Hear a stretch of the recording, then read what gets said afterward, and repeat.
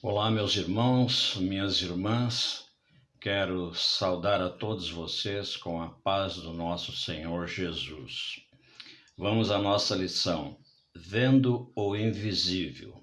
Versinho para memorizar nós temos assim, ó. Pela fé, Moisés abandonou o Egito, não ficando amedrontado com a ira do rei, pois permaneceu firme como quem vê aquele que é invisível. Está lá no livro de Hebreus, no capítulo 11, versículo 27. Aliás, o livro de Hebreus, você sabe que nos dá ali uma definição de fé, né? Inclusive, essa definição no livro de Hebreus eu chamaria de desafiadora, porque logo no verso 1 do capítulo 11 de Hebreus, você vai ver que lá está escrito assim: ora, a fé é a certeza de coisas que não se esperam, é a convicção de fatos que não se veem. É difícil, né, irmãos, você ter fé no invisível, ter fé naquele ou naquilo que você não vê, mas é exatamente isso o que Moisés definiu lá no verso para memorizar que eu li para você. É desafiador, como eu disse, que a definição em Hebreus é meio desafiadora, ver e acreditar no invisível, porque é desafiador perceber que somos chamados a ver aquele que é invisível, justamente Deus, Pai, Filho e Espírito Santo. E nós somos desafiados, né, a vê-lo e acreditar nele, não é isso? Agora, não só nos momentos bons, mas também e principalmente nos momentos não tão bons assim, né? Seja em qualquer circunstância, né? A gente tem que manter a fé, principalmente quando as coisas vão mal para nós, o que é fácil de acontecer no mundo que nós vivemos, não é verdade? Para isso, então, nós precisamos fé. Uma fé cristã, né? Moldada pelas verdades de Deus e não fé em homem algum, pastor algum, homens que fazem promessa, enfim. Nós temos que ter fé única e exclusivamente na verdade e no querer de Deus e em seu reino. Irmãos, nessa semana nós vamos perguntar o seguinte: quais verdades sobre Deus podem ajudar a nos manter firmes, mesmo nas piores situações? No decorrer da semana, nas outras lições, os meus colegas professores vão falar sobre isso. Outra coisa que eu quero deixar claro para você, irmão, que esses vídeos que nós temos gravado é meramente uma introdução à lição. A gente fala um pouquinho meio que generalizado da lição, isso para você ter assim um início para a discussão quando chegar o sábado, quando chegar, né, na hora da recapitulação da escola sabatina na sua igreja, então você já tem esses argumentos para associar. Você pode às vezes achar o vídeo curto, né, um tanto pequeno, etc., mas é essa a razão. A gente dá quase que apenas uma síntese, né, do que consta naquela lição daquele dia. Amém, meu irmão? Espero que você entenda. Espero que você leia e faça um bom proveito, tá bom?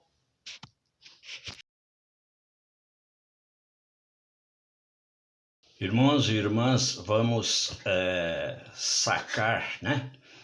mais um episódio da lição desta semana, mais precisamente a lição de domingo, que fala como título assim, a generosidade do Pai.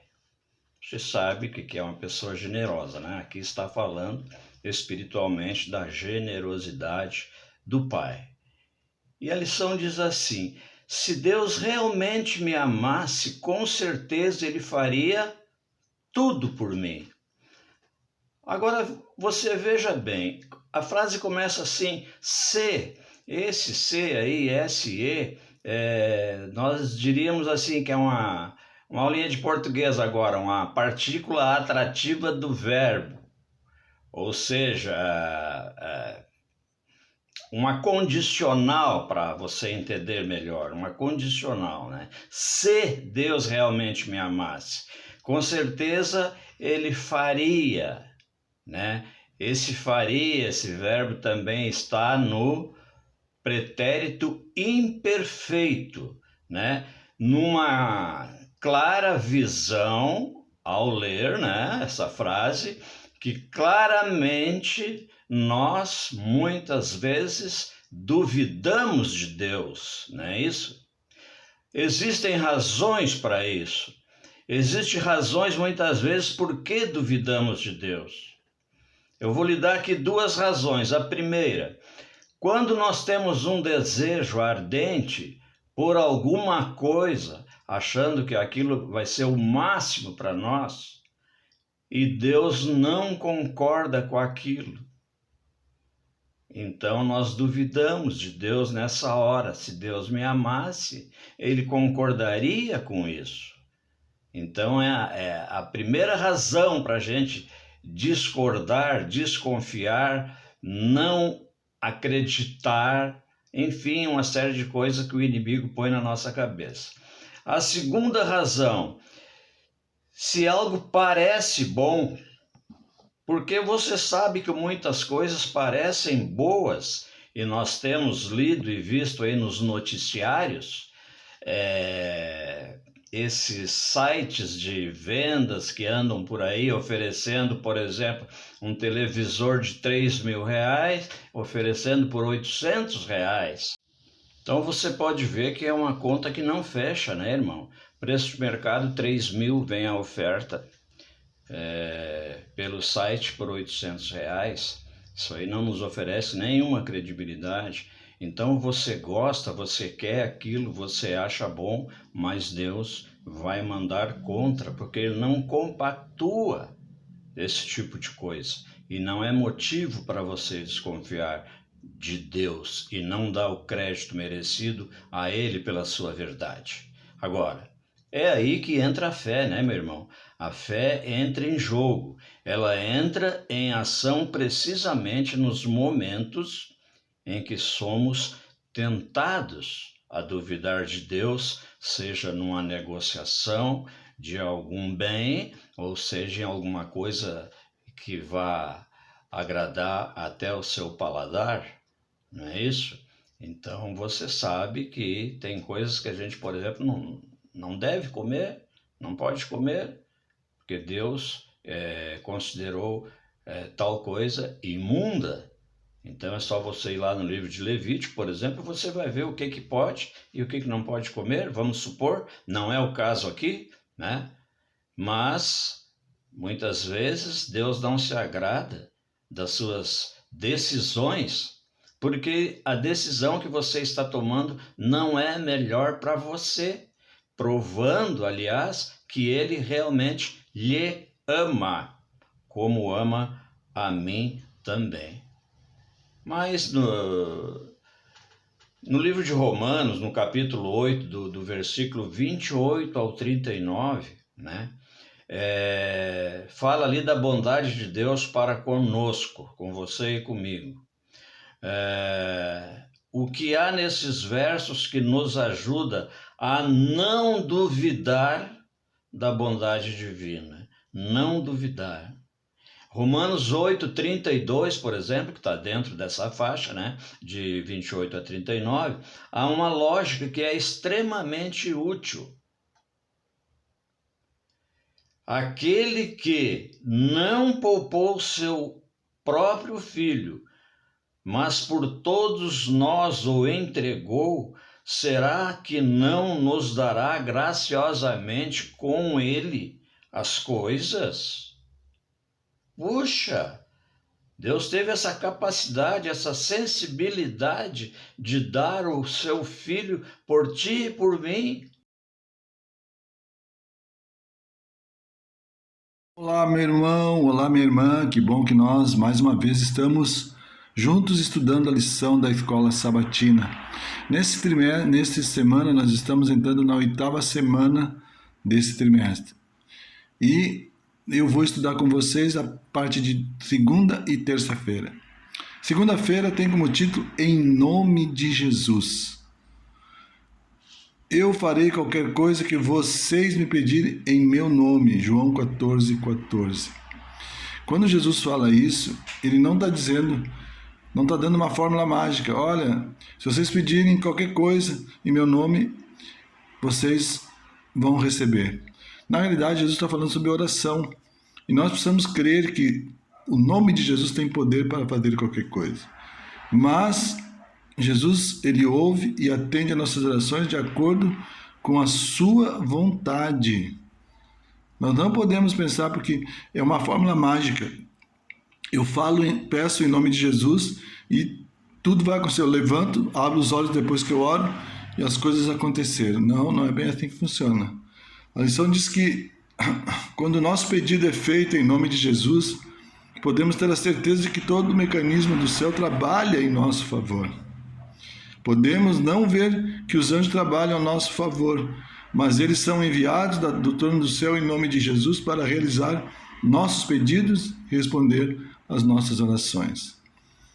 Então, nós precisamos sempre crer que o que Deus tem para nos fazer, nós precisamos colocar tudo em nome de Cristo, pedir em nome de Cristo, mas sabendo que Deus, apesar da promessa de que tudo será feito quando me pedirem meu nome, de acordo com a vontade de Deus. Nós precisamos estudar não um tema só da Bíblia sobre oração, mas vários temas sobre oração. E a gente sabe que a oração é uma forma clara, objetiva de se falar com Deus, abrindo nosso coração a Ele.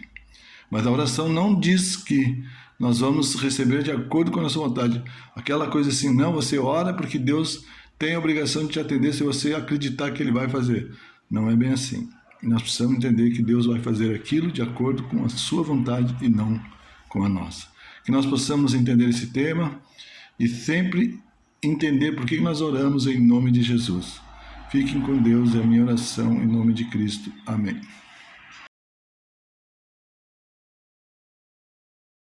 O poder da ressurreição. A pergunta é a seguinte: o que é mais importante? A morte de Jesus ou a ressurreição de Cristo lá na cruz? Na realidade, a morte aconteceu para que Jesus vencesse o pecado, mas a ressurreição de Cristo Jesus, ela nos dá poder para termos também nova vida em Cristo. E Paulo diz assim: se Jesus não ressuscitou, é vã nossa crença, é vã a nossa vida cristã, porque Jesus, ele, através da ressurreição, ele nos dá aquilo que nós não merecíamos, que é a salvação, a vida eterna. E a lição diz assim: Paulo tentou descrever esse poder disponível para nós, que é o mesmo que ressuscitou Jesus, não apenas de volta à vida, mas para o lugar de poder à direita do Pai. A ressurreição não deu a Jesus nenhum tipo de poder, mas a autoridade de governar e oferecer tudo que seu povo pudesse precisar por toda a eternidade. A ressurreição de Cristo, ela tem como grande objetivo de mostrar a nós que em Cristo nós também seremos ressuscitados. E nossa vida hoje, nos dias de hoje, nós estamos preparando para a volta de Cristo. Mas por que nós estamos nos preparando e sabemos que Jesus vai voltar? Porque Ele prometeu. Então, vamos ver bem diferente. A diferença fé é o que aconteceu na cruz. É a morte de Jesus. Porque aconteceu, fé está no passado. Não que ela deixou de existir.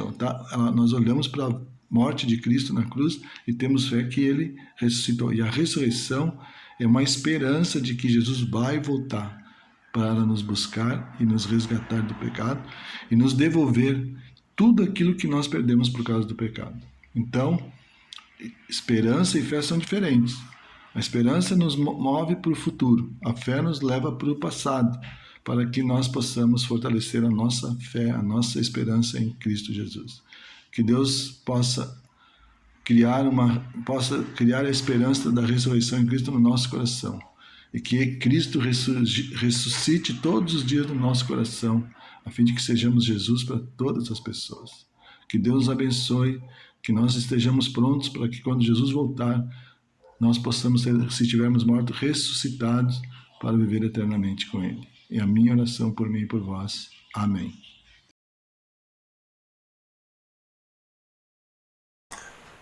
Título desse estudo: Entregando ao Senhor as preocupações.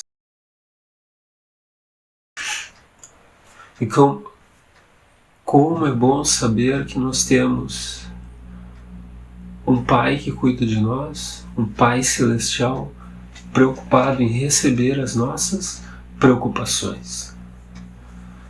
Se nós entregamos muitas vezes as nossas preocupações a profissionais tais como psicólogos, psiquiatras, os quais tratam dos aspectos emocionais, porque nós não entregaríamos aquele que é o Criador, aquele que é o mantenedor, aquele que possui a sabedoria absoluta. E nós não podemos nos esquecer naquilo que está lá em Salmos, capítulo 55, verso 22. Preste bastante atenção. Confia os teus cuidados ao Senhor, e Ele te susterá. Jamais permitirá que o justo seja abalado. Não se esqueça que uma das prerrogativas de Deus é a justiça.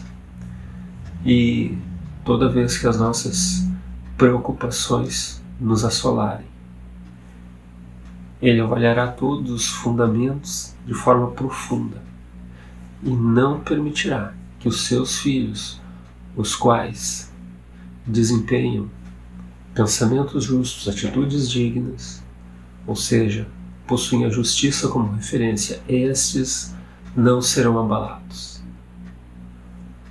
É claro, algumas situações adversas podem surgir, mas Ele está com a mão estendida. E um dos aspectos que muitas vezes deteriora e prejudica o aspecto emocional é não entregar as nossas preocupações àquele que nos criou. Pense com carinho nisso e comece a exercitar, praticar, a entregar, fazer um delivery de suas preocupações em direção ao céu. Fiéis, mesmo sem ver a Deus. E o ser humano ele tem às vezes uma sensação de desamparo. Já pensou se um filho não tivesse o amparo do pai, da mãe ou de um determinado responsável? Lembrando sempre que esse contexto ele está presente no nosso mundo. Existem crianças que não têm uma referência. Por que a criança precisa de uma referência? Porque ela tem o instinto do cuidado, ela necessita ser cuidada, ela necessita ter essa percepção de que há alguém interessado por ela, com as causas dela. E com a raça humana não é diferente. Nós temos um pai interessado que cuida dos seus filhos. Acompanhe comigo aquilo que está lá em Isaías, capítulo 40, verso 11, que diz assim: como pastor, ele apacentará o seu rebanho. Entre os seus braços recolherá os cordeirinhos e os carregará no colo. As que amamentam, ele guiará mansamente. Olha só, Nós somos um rebanho na visão de Deus. Imagine-se como um cordeirinho, um ser frágil, e é justamente assim que Deus nos vê quando estamos sensibilizados, quando estamos dependentes dele. Nós somos um rebanho fragilizado, um rebanho que sofre com os ataques que vêm de todas as espécies. Ele vem de todas as direções. O ataque da maldade, o ataque de tudo aquilo que contraria os princípios de Deus, eles atingem a raça humana. Mas nós temos um Pai que está interessado em estender o seu abraço ao redor de cada um de nós. Não se esqueça jamais disso. Fazendo o encerramento do nosso estudo, um dos pontos que nós devemos ter bem definidos é que Deus prometeu que daria o seu Espírito, o Espírito Santo, para nos capacitar, para nos habilitar, para permitir que entendêssemos cada vez mais os seus desígnios. E como é bom quando a gente consegue compreender aquilo que é a vontade de Deus. É claro que na nossa natureza humana, corroída, pecaminosa, a nossa mente não tem o alcance que deveria ter em ser perceptível profundamente a vontade de Deus. Nós entendemos hoje superficialmente, mas não tenha dúvida de que o Criador, ele compreende os nossos limites, ele sabe que o ser humano ele sabe que a raça humana está fragilizada e, portanto, a sua capacidade de assimilação dos fatos e o aspecto emocional está sensivelmente comprometido. Nós temos um Pai que nos entende. E não se esqueça também que Ele deixou o Espírito Santo para nos auxiliar, para ser o nosso Consolador. E como nós precisamos de consolo, não é mesmo? Pense com muito carinho nisso e nos encontramos na próxima semana com um novo estudo. Até lá. Tchau, tchau. Pai, entregamos nossa vida, nossos sonhos em Tuas mãos. Aproveite as circunstâncias e faça sempre o melhor do Teu jeito. Em nome de Jesus. Amém.